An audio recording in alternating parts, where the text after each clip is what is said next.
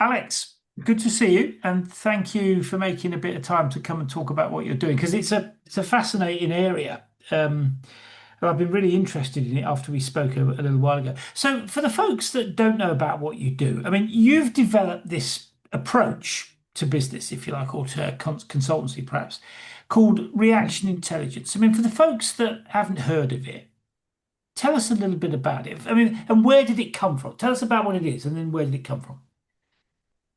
Oh, that's a very deep question. That will take 2 hours just to figure out where Just it give me came the from. edited highlights then. We haven't got 2 hours, unfortunately. After 40 years of work and study everything that I could study from hypnotherapy to NLP practicing to neuroplasticity to reading Mm. thousands of books on the subject and being absolutely obsessed about human behavior and human reaction on their behavior.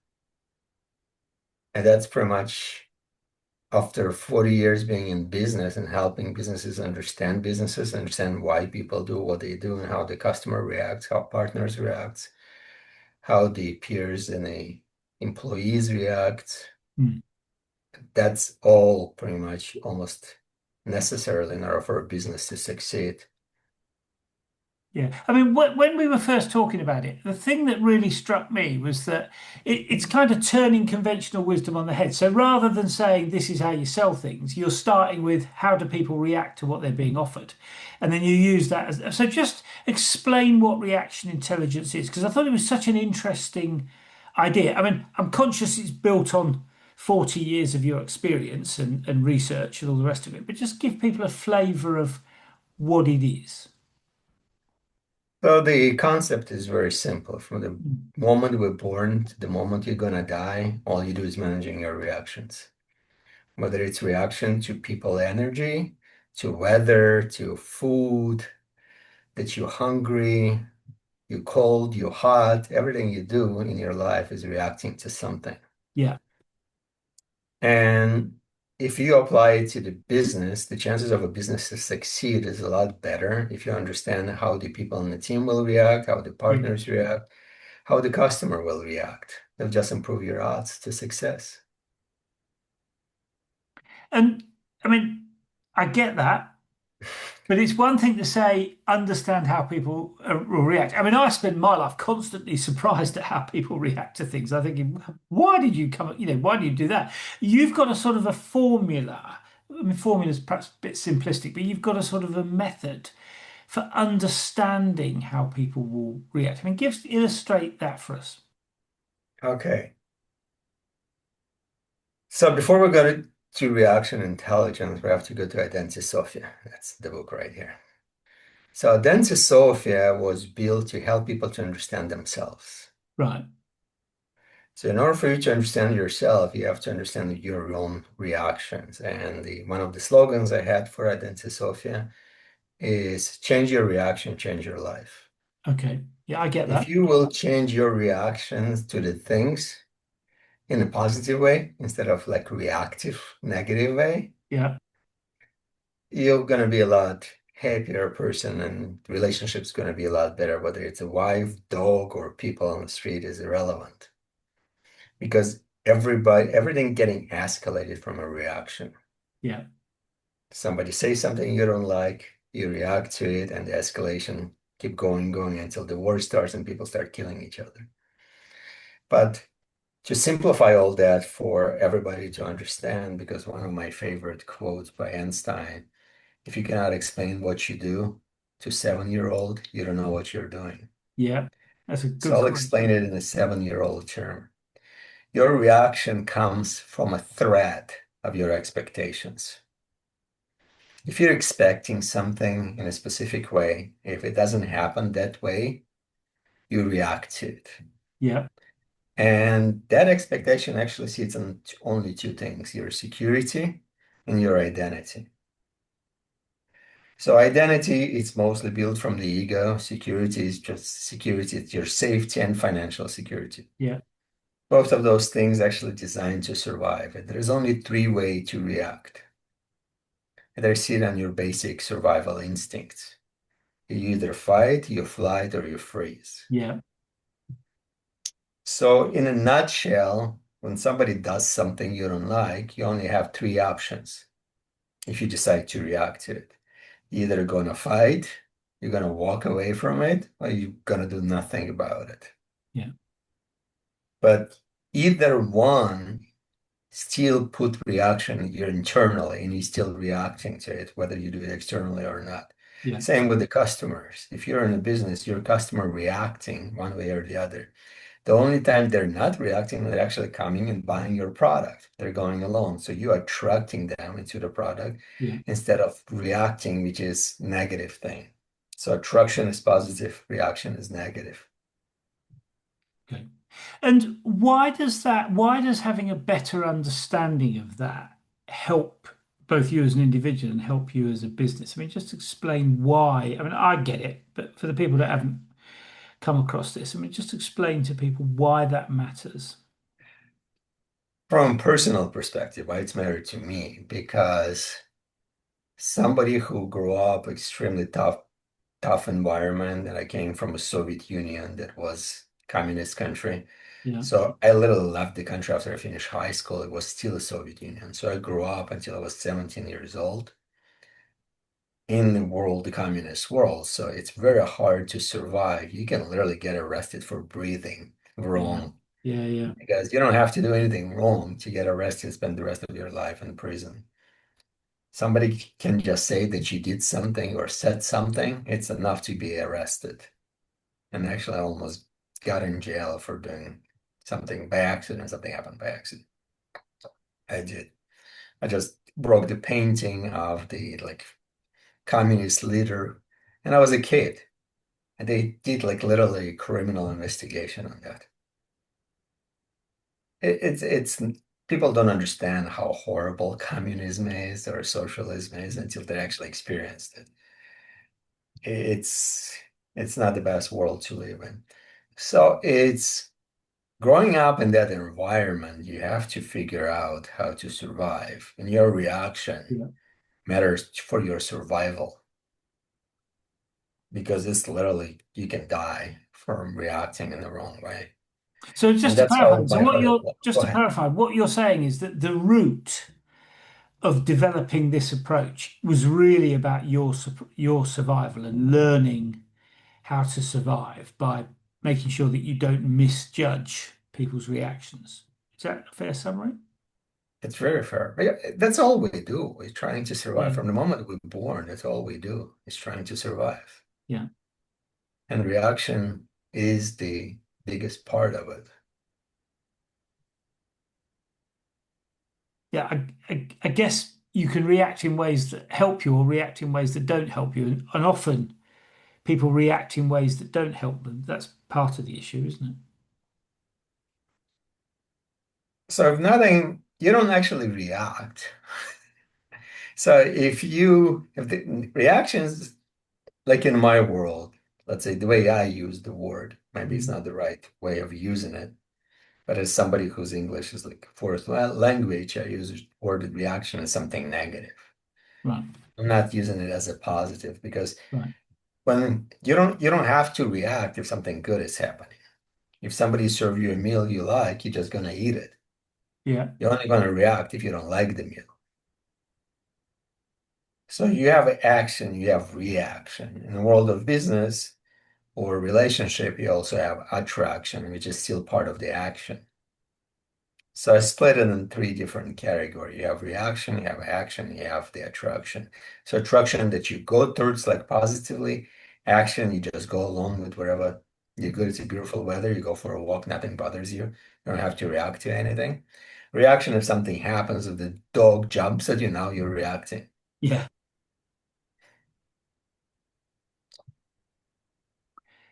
So, I mean, just talk us through, so I get the concept. Just talk us through that how that evolved from your sort of survival instinct. Talk us through that how that evolved into a business method, if you like. Because I mean, I totally get your point about needing to survive in a difficult environment. But translating that into a format that's usable for business is, I mean, it's a bit of a jump there, isn't it? So in business, You have to understand reaction of your customers.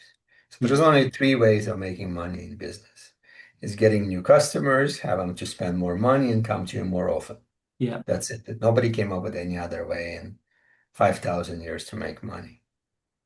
So if you understand how they're going to react to your offer, it depends on survival of your business. Okay, so what you're saying is it wasn't it, although it started out as your survival, actually it became about helping people's businesses survive. So in one sense, it's the same concept, just applied to an organization rather than an individual.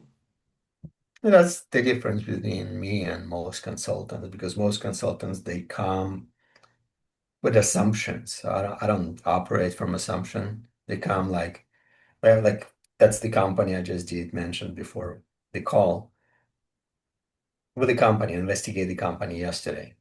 They're looking to acquire more customers. So they're spending money on their marketing, on their branding, and on their sales. That's where the bulk of their expenses is going, even though Yeah. they're losing money. After an investigation, it was very clear to me that the acquisition cost of a customer is higher than they have ability to profit for them from over a year until they're going to break even. Wow.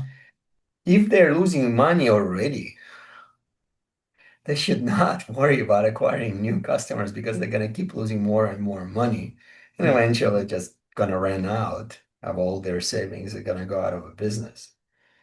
Instead of understanding what's going on with their customers and figure out how have their customers come back, spend more money, and bring referrals. That's the only way to survival Yeah. because getting new customers will put them out of a business. But that's a human behavior. When you have a water coming out of the wall, what do people do the first thing? Try and plug the hole. Exactly. Instead of going and see where the water is coming from. Okay, Well, I it's not get going your to point. solve the problem, but So plugging the what hole. you're saying is we often look at symptoms rather than causes. 100%. That's exactly what's going on. People Yeah. look at a symptom and trying to fix the symptom instead of actually identifying the cause. And 99% of the time, cause is a human reaction. Okay. So you've talked, I mean, you've given a sales example. I totally get that. I mean, if your customers react badly, you've got a problem. I mean, I get that. Give us some other examples of where it can be applied. It's a referral. 90% of the businesses operate on referrals. I remember there's read it from Alex Hermosi book. He's had a very interesting part of the story there that he was saying he had like a van that all his customers showed up.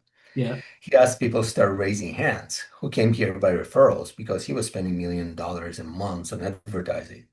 He assumed most of the people came from advertising, but he was telling how important referrals are. So he was hoping at least half of the people would raise their hands, but only like 15, 20% raised their hands.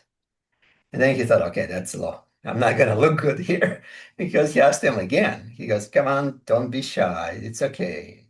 I just want to know the real reason why you're here. How many of you came from Yeah. referrals? Almost half people raised. And he asked again.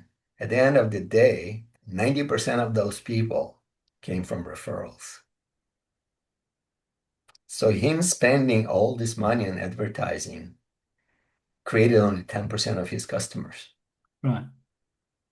So if you understand people reaction, and referral is a human reaction to Yeah. something that they like, they want to tell other people about it Yeah. because And that's I just think, human nature. Go yeah, ahead. no, and I think the other sort of conventional wisdom about business is that the easiest deals to close are from people that are referred to you.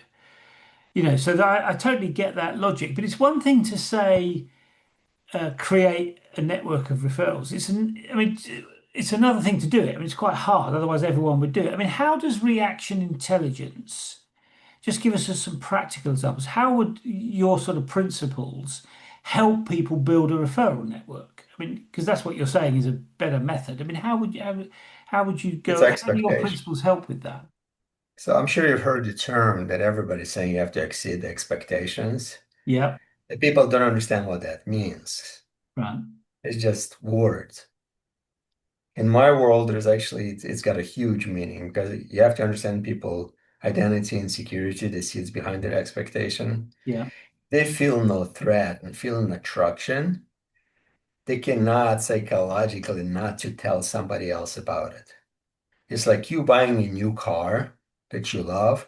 You want to share it with everybody. You want to show it to everybody. Yeah. If you bought a new house, new watch, whatever the new shiny thing you acquire, you're not necessarily you, but 90% of the people are not going to hide it so nobody can see it. They bought it so they can show it off. Yeah. So if you position them in that place of the world of Tiffany, that was the idea of Tiffany, right? Tiffany was built by referrals because the way they positioned themselves, the people had to show everybody that they have a piece of Tiffany that they purchase. Are you talking about the jewelry manufacturer? The jewelry, Tiffany Yeah, company. okay. Yeah, the jewels. Yeah, okay. Yeah, So what because you're saying that is that people bought Tiffany because they saw other people. There were very exactly, famous actresses. The exactly. one I'm thinking of, I can't remember her name, but it was in Breakfast at Tiffany's. But Yeah, that yeah, was a good movie. I mean, Yeah. yeah, yeah, I can't remember her name off the top of my head, but a brilliant actress. So you're saying that because women see other women wearing the jewels, they react in a way that says, we want to go and buy. So that's how you create that kind of vibe. Is that what you're saying? Yeah, you create the attraction. As I mentioned before, I see it as reaction, action, and attraction. Yeah, So you have to understand people reaction. You have to understand action is pretty much irrelevant. It's just people go along with it. But attraction, that's the law of attraction, is extremely important part of it. yeah, You have to put them in a position of give them the reason to talk about it.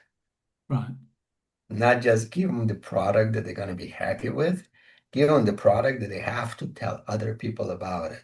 You don't have to ask for it because they're saying asking shall receive. I don't agree with that in this context, at least. right. So how do you do that then? Because that's a very interesting idea. So how do you, so what you're saying is you should get people to talk about your product if you want to create Right. attraction. So how, and just give us a practical example to illustrate. I mean, how might somebody go about doing that? Because that's very different to what a lot of the marketing people say. It's what Apple did. That's a good example. Yeah, That's what Apple, everybody would get their phone. They had to tell their friends they got their phone, and their friends wanted to get the same phone. It's a very similar model. That's where like all the luxury cars, if you go into the nice neighborhood, somebody buys Bentley, somebody goes, oh, it's a nice car, then they go and try to compete with that person yeah, because that's their psychology. People like to be challenged and do better than their next neighbor. yeah, And successful people, they always want to compete. They have a competitive nature, so they always want to outdo you. Whatever you did, you got a nice, you got $1 million watch, I'll go and buy a $2 million watch. yeah, So that's it's just the human nature. Once you get to the degree of human nature, people like to feel good about stuff. yeah, But if they feel they're not going to feel good about the stuff unless they have other people appreciate whatever they got. That's what makes them feel a lot better than just buying something. yeah, That's why if people buy a 100,000 or $1 million car, they're not buying it so nobody can see it. They're yeah, buying it to show off. yeah. Okay. So technically, they're advertising the company they just bought without even realizing it. And they're going to talk about it with something unique or custom about it. I do it about my car. So if you want to create that attraction around your product, I mean, what sort of things should you be doing? I mean, how do you do that? I mean, I take your point about why it's important, but how do you do it? I mean, just give people a flavor of that. So that's very complex because that's what investigation is for. To understand the market, understand how people react. So I investigate that. So I do it in a way because I have to understand how the market reacts to specific things, what Yeah, they're attracted to, why they're attracted to the specific things. Find the competition that attracts them, that it works for, and try to identify what works, what they do right, and figure out how to make it better. right. So it's different for every single business I've ever done. I can give you an example with my school. So my school, trade school, when I built my trade school, it was growing like crazy. The reason it was growing like crazy, because I'm the only one in the trade school space offer education for free and actually guaranteed jobs. There's no trade schools in the world, as far as I know, guarantee you a job after you're done, and everybody charges as much as they possibly can for Yeah. education. Yeah. But if you don't, and you've got an education, you've got a job, and yesterday you were more making $5 an hour, today you make $50 an hour, like 3 months later, people see that, they're going to ask you about it. And that's where referrals keep coming. And here's another example. When I was in Italy, that's probably the very even better example. When I was 17 years old, I ran away from war and ended up in Italy, and I was a refugee. I didn't speak the language, didn't have any money, I didn't know how to survive. And one of the other guys who was like, illegal too. I asked him how you make money. He goes, I go just go wash windows in the stores. Okay, and how you make money? He goes, then you go in the store and pretty much ask for money. So okay, I'll do it. I don't have a choice. I need to eat something. Yeah. So I'll go and I wash the window, then I go in the store and they'll give me some people give me a little money, some give me food, some give me nothing, or just chase me with a stick. That happened too. So a few days later, I had another guy in the same position as I am asking me the same question. He goes, how you make money? I'm saying, that's what I do. He goes, no, I cannot do that. That's begging.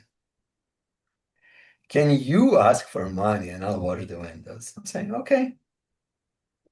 So the next day he coming out with two more guys. He goes, oh, they need money too. Can we all wash windows? You're gonna be asking for money.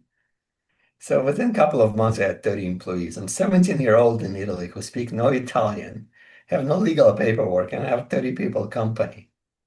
It's all on just attracting people who needed to make money. That's why they were coming to me. But how did that, I mean, in terms of that business model, presumably you have to then get the person whose windows are washed to be prepared to pay or to contribute. I mean, how did you bridge that? Now, I don't, the good thing about Europe, you don't have to, it's easy to find stores. They need to have their windows washed, definitely in Rome, Yeah. probably the dirtiest city, in Europe with the dust and like high humidity. It's like, and the whole city is a store, is the first floor. So it's not that hard to find windows that needs to be washed. Right. Obviously, after a while, you create the system, you already know who your customers are, and you create the routes and everything else. But as you start, it's pretty easy, actually. Right. And to what extent was it influenced by the way the storekeepers responded to you wanting to wash the windows? I mean, there's an obvious practical reason because of the dust and the pollution that they'd want the windows clean. But did they, I mean, not everyone, not, I mean, I've been into plenty of stores where the outside's not that. I mean, not everyone would want their windows washing, would they? I mean, how do you create the demand there? I mean, how does that work? You didn't have to create demand, you just have to understand people's reaction. That was a very good example. You already know who and how going to react after the first time. You don't have to come back to the store and people don't want their windows. And if people appreciate it, you come back to the stores that appreciate it and create yourself a route of the stores that people are actually okay with it. Right. So you don't keep chasing people that don't want it, you focus on the people that do want it. Yeah, that's the whole idea of attraction. You want to people attract that likes the product. You don't want to attract people who don't want your product. You don't have to sell your product to every single person on the planet. No, no. Although some people think you do. Yeah, unless you're like Apple or something.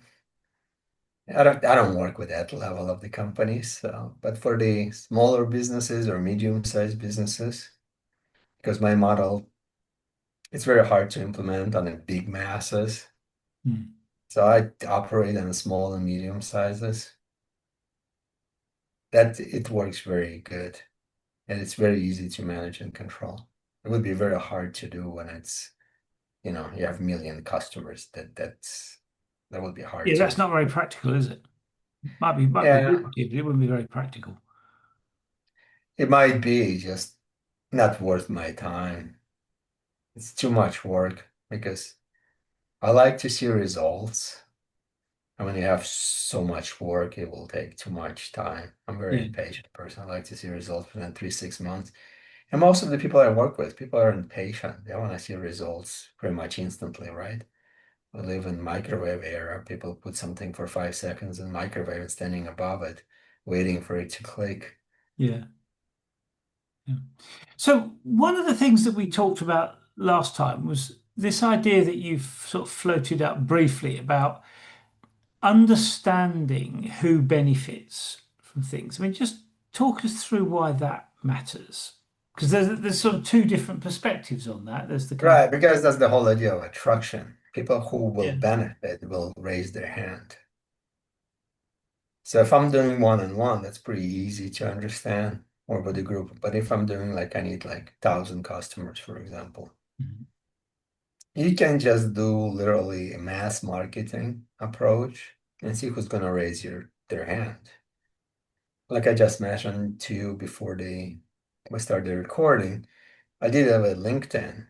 I decided to get back into the business space and I didn't want to go do advertising or marketing because I know that my model will work anywhere.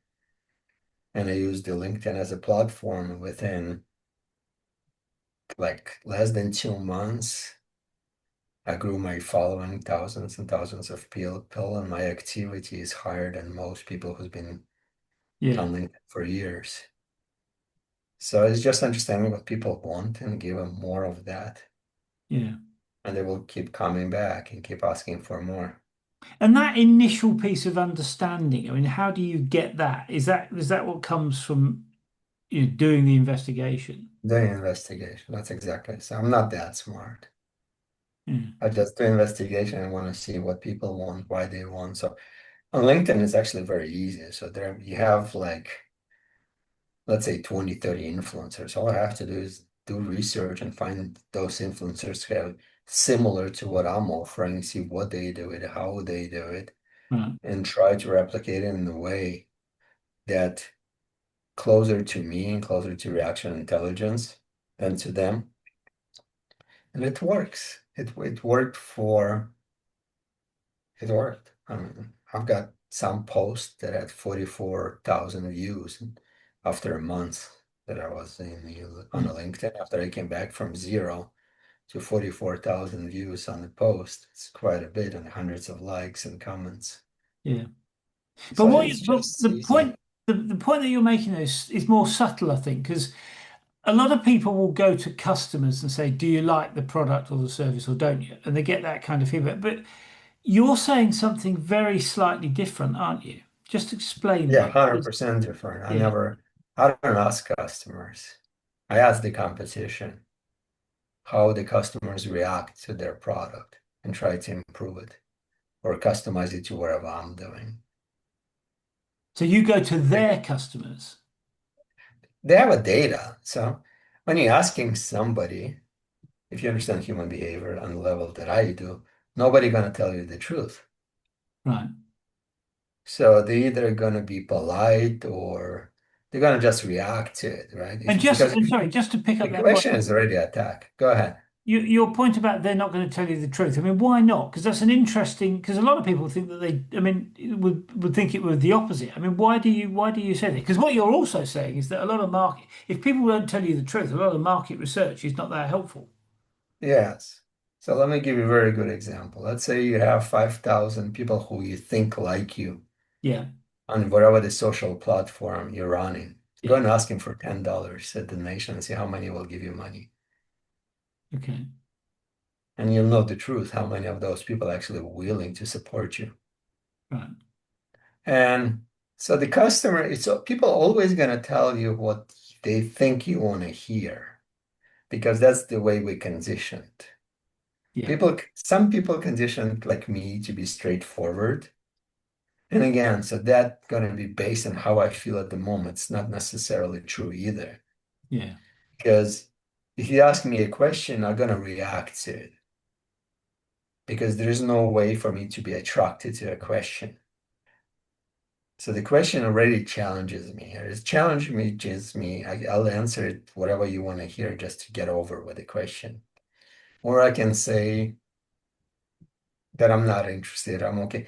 None of the answer is going to be real because it doesn't cost me anything to give you an answer. Mm, If you have a paying customer, they already like you. They're not going to give you a real answer what the people on the street who haven't spent money with you will. mm, So all those answers are not going to be validated. But if I'm going to go and take the competition who's approaching and does the marketing and same customers that you're looking for, you know exactly how they're going to react. And are you saying that's what you should do? Is go and talk to customers, or sorry, competitors' customers? Yes, that's the whole model I use. Yeah, reaction intelligence. I Mm, investigate. I operate based on data. I use truth as a word for mm, data because everybody's saying data. It sounds boring. So I operate based on truth instead of the assumptions. Because 99% of the people that I've come to work with because they need help, they're all operating on their assumptions. They assume they need yeah, marketing, they assume they need sales, they assume they need more customers, they assume that their customers like them. yeah. So what you're saying is that you want to challenge those assumptions. You want to test out whether those assumptions are correct or not. And one of the ways to do it is to ask people to pay. That tells you whether they're willing to pay, doesn't it? Yeah, bring new customers, see if they're willing to buy the same product Mm, at the same price. So because your acquisition of the customers, people think they know how they acquired customers. That was a very good example of Alex Hormozy model. He thought he's a great advertiser, yeah. Well, he is but he pretty good didn't at realize marketing. 90% of the customers were referrals. Yeah, although he is pretty good at marketing. I mean, he's all over the internet, isn't he? He is pretty good, but he's a lot better by creating value to the people who refer him. He's 10 times better at that. Yeah, And he didn't even realize that. I don't know if he does realize it now. He talks about it, creating value. yeah, But does he actually realize that his superpower is not actually marketing, but creating value for your customers? mm. So, so I'm just trying to get my head around this. So, if you take the Alex Hormozy example, what would your advice to him be now then? To him, just keep doing. There's no need. He's doing great. He doesn't he already figured out what works. It's just Yeah, keep doing the same thing over and over. You're gonna fail once in a while. That's just part of the game. Not every project is gonna work. Not every customer is gonna be successful. yeah, Not every client will listen to you or do what you tell them to do. People will talk stuff about you regardless. yeah, Half people been talking crap about me and then never even met me. So that's normal. yeah, I just like when I talk to my customer, I'm saying you're never gonna find anybody who worked with me before who would say anything bad about me. But people who assume they know me because they watched the video, read the book, or saw my posts, they think they understand who I am and what I do. mm, They don't. Nobody knows the other person. It's impossible to understand somebody. yeah, It's a, it's almost takes a lifetime just to understand yourself. yeah, yeah. Or in my case, not understand myself. I think some of the times. But so let's just translate that into something that what about? I mean, if you're an early stage business person, I mean, what would your advice be? Go and talk to customers, ask them what they're trying to achieve, find out. I mean, what's your advice to them? Before you go into any business, you have to have a clear path to, or what I call access to money. If you don't have a clear access to money, there's no point to go into business. And when you say access to money, I mean, are you talking about a route to market? I mean, what does that language Route to the mean? market, yeah, the hungry crowd, right? The old marketing model, if you're putting the hot dog stand, what is the most important thing? It's not the quality of the food, it's location when you have a hungry crowd. Yeah, The hungry person will buy garbage and they'll eat garbage because they're hungry. So you need to have a hungry crowd. If you don't have the access to the people who need and want your product immediately and willing to buy regardless whether it's good or not, because no matter what you think how great your product is, it's always going to be better. So you have to start somewhere. mm. And are you saying The it's the quality start of is the, the access. Go are ahead. you saying that it's the quality of the product that matters more, or is it the access? I mean, The access, the product last. Like I said, the hot dog stand is you can sell like $1 a hot dog and people all lined up. yeah, And they know it's garbage, but they're hungry. They don't care. yeah, yeah. I've always quite liked hot dogs actually. You know, different people are different, aren't they? Yeah, well, that's a different country, right? Yeah. So if you in New York, there's people like buy the hot dogs in every corner of the street. They sell hot dogs. Yeah. People The buy last them. time I had a, I mean, I like the last time I was in New York, I had a hot dog. It was great. There we go. Everybody eat hot dogs in New York. So Yeah. there's a because there is demand. Yeah. So you start with something. If you start with demand and you figure out the supply, don't worry about how great your product is. Worry about are there people willing to spend money on it Mm. today? If they're not, the product is irrelevant. Mm. But to come back to the reaction piece, I mean, is demand generated by the way they react to your product, or are you saying that the demand would be there anyway? Yeah, no, they have to attract them to your product. Reaction is a negative, right? So they you have to figure out what reaction is from a negative perspective. You wouldn't do that. So you can attract the customers. So the whole idea of reaction intelligence is to understand the negative. So I guess I'm a negative person and I'm always operating from a negative perspective. What you should not do first, then you have to figure out what you should do. Right.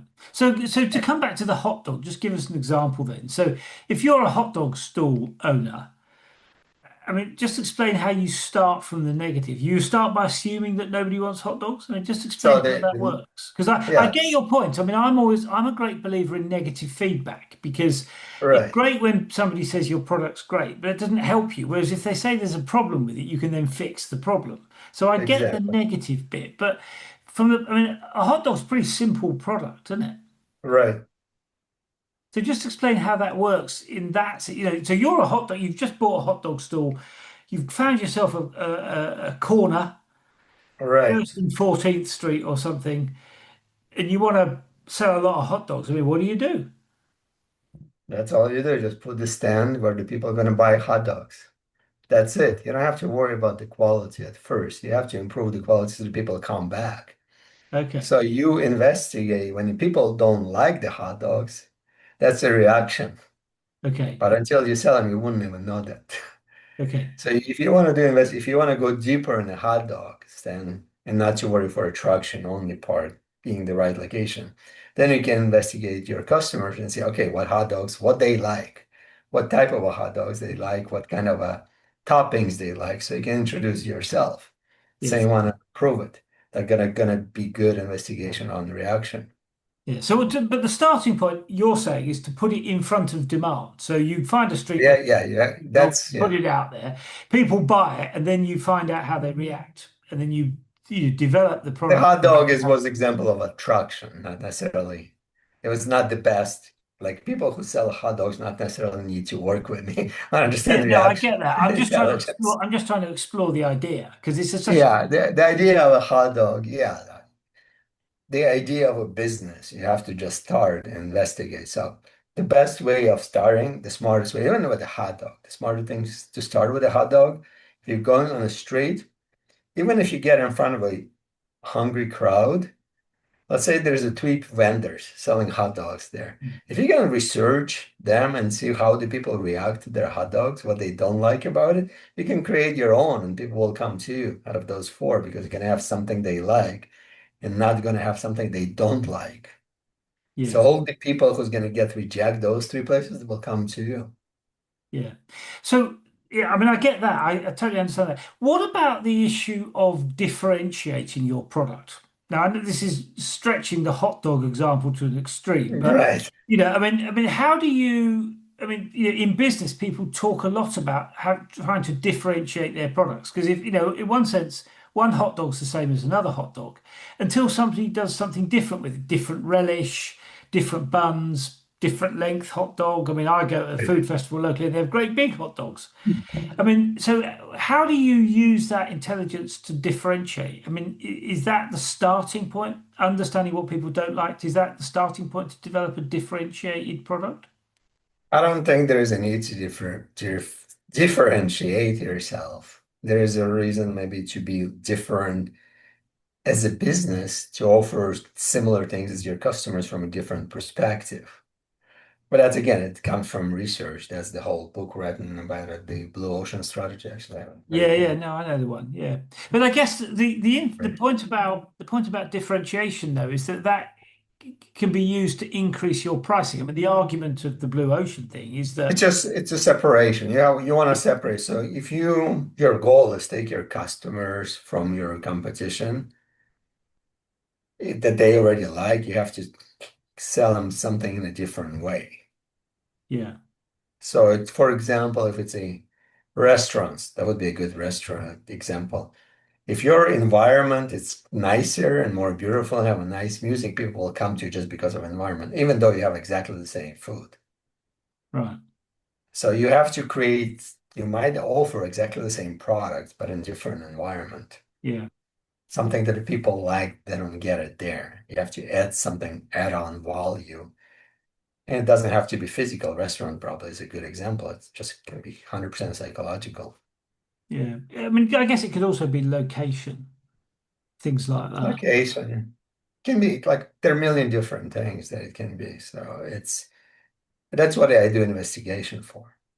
I investigate market, economy, competition, how to separate Mm, yourself, what how you access your customers, what is the best way to access it? Do you want to access them from Google ads or Facebook ads or emails? How your customer, which way of your customers prefer the most. That's you can only do that by research because if somebody already done the work, you can see what worked for them.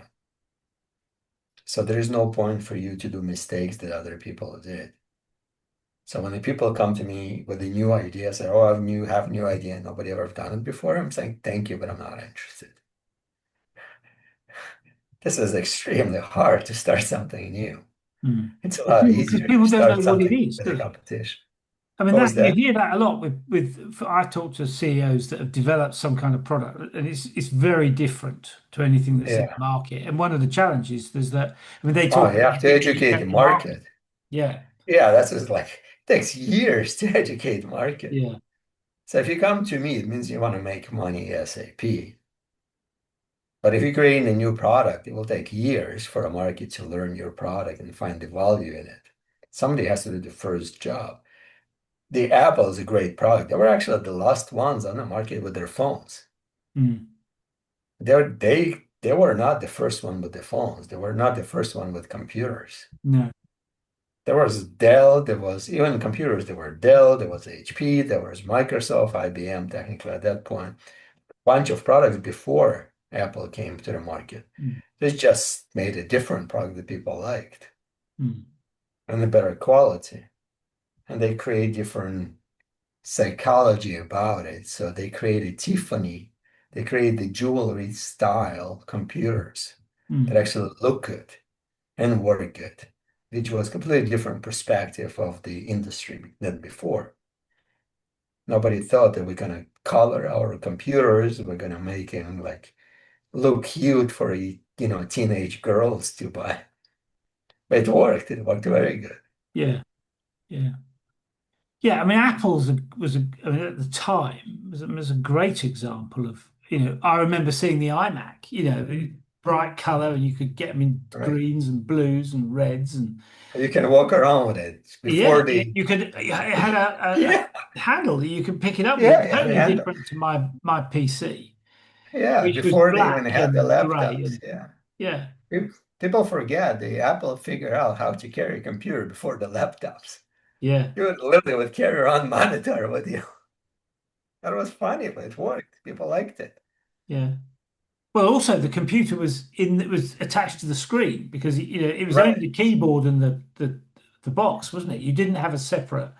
thing sat under the desk. I mean, That was the uniqueness of it. Yeah, or they the first one who combined the computer with the monitor. yeah, So it was very portable. They created the first portable computer. yeah. And I mean, I guess that your ideas weren't freely available at that point, but I guess what Steve Jobs realized was that people reacted to that in a particular way. Yeah, when Steve Jobs realized that there's a guy like Alex Moses out there that I need to talk to. Because you met him, didn't you? Yeah, I was advised him for most of the stuff he did. Yeah. And how did you, so how, I mean, just tell us a bit about that story then, because it's such an interesting example of this thing about how people react differently to a product. I mean, I Right. remember thinking how bright and how colorful and how exciting and how attractive the iMac was compared to my PC black box, Yeah, which was fine, nothing wrong with it, but it wasn't nearly as exciting. yeah. It was the Tiffany model. The Apple products were based on Tiffany. I mean, maybe some people know, maybe you can find it somewhere, but most people don't know that. The Tiffany was the idea To make for it a the jewel. Macintosh. Yeah, for the people to make something that actually attracted to, and they want to talk to other people because it's going to be so different. Yeah, And one of the things about the Tiffany product, they have like a turquoise color, that their own Tiffany color, their own turquoise, and everything comes, every product you buy, it comes in the box, and people would never throw away that box. yeah, So even the packaging of the first iPhones and people never threw away the boxes because they were looked so good yeah, and it created like that psychological attachment to the product.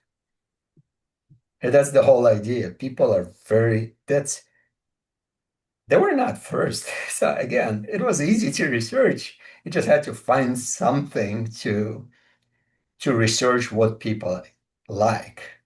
And at the time, Tiffany was a good example. I mean, you want to create a product that considered to be very unattractive. Like this iPhone was the first attractive phone. So it was like phones or the computers. Nobody thought about computer making attractive or phone making attractive. yeah, You realize you open up the whole new industry. yeah. Yeah, it's a very interesting idea that. And what's your thoughts on how you do that for service businesses? I mean, products are one thing. I mean, I remember seeing the iMac. It was, it's bright and colourful, caught my attention. Products is one area. What about services? I mean, how do you make services stand out in the same way and so that Same way. customers Just react in that way? that's like I mentioned a few minutes ago, like a restaurant. You can just change the environment. Hmm, Because the people, everything is psychological. So people don't spend money because they're logical. Human beings are not logical. hmm, They operate on feelings and emotions. So attraction comes from your emotion, and your emotion is 100 times faster than your thought. hmm. So when you saw something, you really liked it, you don't even know why. That's the whole idea of attraction. And now you can research that and see exactly why people are attracted to something. Like why people are attracted to yellow and red colors. I don't know. Yeah, I got a red stripe on. I don't know why. I got a red here. I got yellow here. I That's got the red. colors I people are got red and attracted yellow. to. I got And red that's and exactly yellow. what I'm saying. Yeah, That's what people are attracted to. People are attracted to yellow color. They attracted to red color. yeah, So if I want to get people attention, I'm gonna put the red or yellow on top of my advertising, yeah. and But to it's come back to the, automatically will catch the eye. I take your point about the colours. To come back to services, because it's about interaction between two people. I mean, how do you, in a service setting, create a different reaction in people from the way most people, the kind of reaction that most people would create? How do you You do have that? to investigate. You have to investigate what attracts people. Same thing. There's no difference. It's all psychological. Yeah. It's all psychological. So the people come to you because they feel something about you that they cannot get somewhere else. Right. So, like, I like to go to the small stores when Yeah. people know my name. because my identity is being justified every single day. Time I come, they tell me, hi. I go to the gym every single morning, and the people there always say, hi, Alex, and bye, Alex. Yeah, yeah, I train them to do that. yeah. And I didn't train them by telling them to do that. I train them by telling them. So there's a girl there like Kathleen. So every time I come in, I say, good morning, Kathleen. So she looked up my name and started saying, good morning, Alex. So now I feel that I'm being appreciated for coming there. Right. And when I leave, I say goodbye and I call them all by names. And I'm probably the only person they're saying good morning and goodbye to with Yeah, my name. And that's the feeling you want. If you go to your local grocery store, you want to be treated special. You want to feel special. That's a human nature to feel special. That's yeah. your survival instinct. Because if you don't feel special, you're like everybody else. So it's very hard for you to survive. Yeah. But what you're also, I mean, it's interesting, you see, because what you're also saying is that that actually is good old-fashioned customer service. Saying Well, hello to your customers, saying goodbye to your customers, engaging with customers. I mean, that's old. I mean, in one sense, that's old-fashioned stuff. it is. I used to go to a restaurant when I was younger. I never had to ask for food. They knew exactly what I like, the way I like it. Yeah. I would come in, I had the place that I like to sit. If the place was taken, they would have to figure out something for me. Never had to order it. They never had to ask me, is your usual? No, they know that's what I like. That's why I'm there. I'm a very consistent person. I don't like varieties. If I come to a restaurant, if I like something specific to a restaurant, that's what I like. If I go to the other, every restaurant have their specialties, what Yeah. they're good at. And I usually would come to a restaurant because I like something. But if people knew me and they come to me. But that's the reason I came back because of that treatment. Yeah. So it's not just about the food, it's about how you treat it. It's all, yeah, it's psychology. Everything is psychology. Yeah. Even if the food would not be good, I still will come back Mm. because how would this place make me feel? Mm. I created the marketing campaign for a restaurant. I was in New York, that was like 20 plus years ago. I was in New York, he was struggling. He had a Greek restaurant in Manhattan, and he couldn't figure out how to get his business going. And I actually was helping his landlord. He was a real estate guy. He goes, can you help this guy? I'll pay you, whatever. Because, you know, he built all this restaurant. He took like my first floor of my building. He's about to go out of a business. So it's not a good thing. I don't know what am I gonna do. We need to help the guy. Say, okay. So I go in and he started telling me how great his food is. And I was like, nobody cares about your food. So let's go to the basics. Do you have a business card with your name? He goes, no, I don't. Because you're very rarely going to see a restaurant owner have a business card with their name. Mm. But first, I want you to make a business card with your name. And second, every time somebody comes in, you come, introduce to them, you give them a free drink, wherever it's a soda, it costs you nothing. And you give them a card and you sign it one free drink on me the next time and give it to them.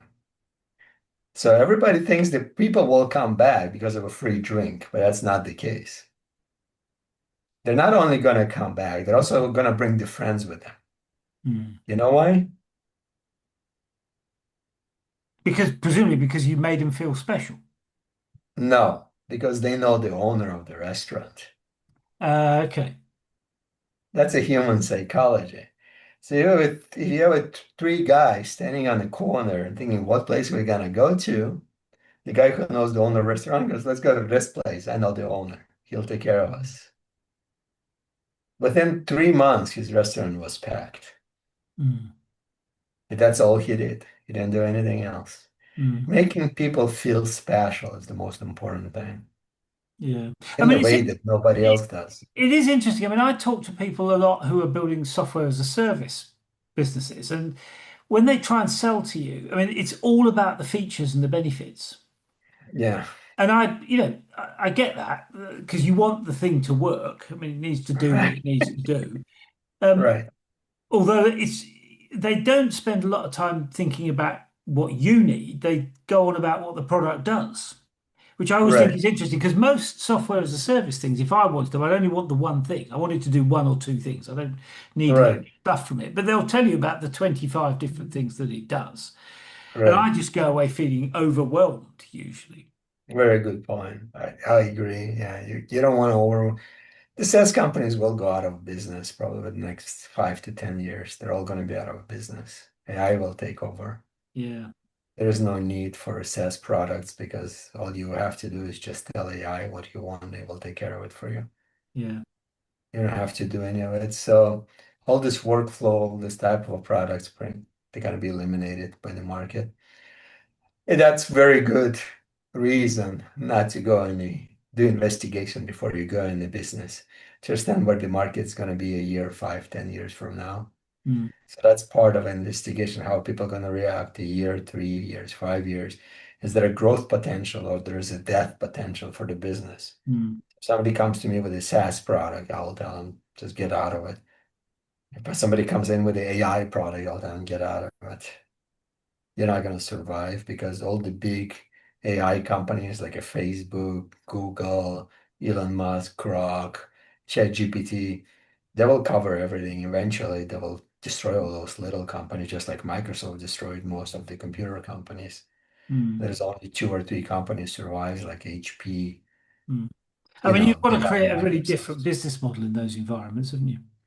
Yeah, you have to. It's there's you don't have to worry about human behavior. That's why I operate from a human behavior. People are always going to be people. Mm, So if you position business from a human behavior, your odds of success is a lot higher yeah. because people are going to be always people. If you operate based on demand from a data, that's extremely dangerous place to survive. Mm, That's why Apple was so successful. The reason the Apple was successful because they used the human reaction to sell the product. They try to understand what's important to people and why would people buy and tell everybody about their product that they just bought. mm, Like in the first days, I don't think anybody would buy iPhone. It would not tell everybody that they have the iPhone. It was such a pride of actually getting the product. mm. And there was like a waiting list. Yeah. People were waiting for a year to buy a product. They would prepay for half a year and sit and wait to get a product. That's demand. That's how you create demand. That's human behavior. Mm, People like anticipation more than they actually like the product. That's why that saying, the people buying a sizzle, not the steak, yeah. it's anticipation. That's what people buy. Yeah. Yeah. Alex, I mean, that's a great way to end the interview. Thank you for sharing that. I mean, buy the sizzle, not the steak is a great quote. And I love the point you were making there about the human, the role of humans inside business. I mean, if you focus on the human bit, you can't go because the technology evolves. I mean, that's the other thing about technology, whether you like it or not, in a few years' time, I mean, the technology from my last business is now obsolete. It's extraordinary how quickly these things change. But the people, as you've just pointed out, are always there, aren't they? So thank you for taking a bit of time to share that with us. Thank you for talking us through the reaction intelligence idea. I mean, I think it's a really, really interesting idea. And, good luck going forward. I'm sure there'll be you'll have lots of investigations to keep you occupied. So thank you for Yeah. making a bit of time for us. Thank you. Cheers, Alex. See you soon. Bye. Bye bye.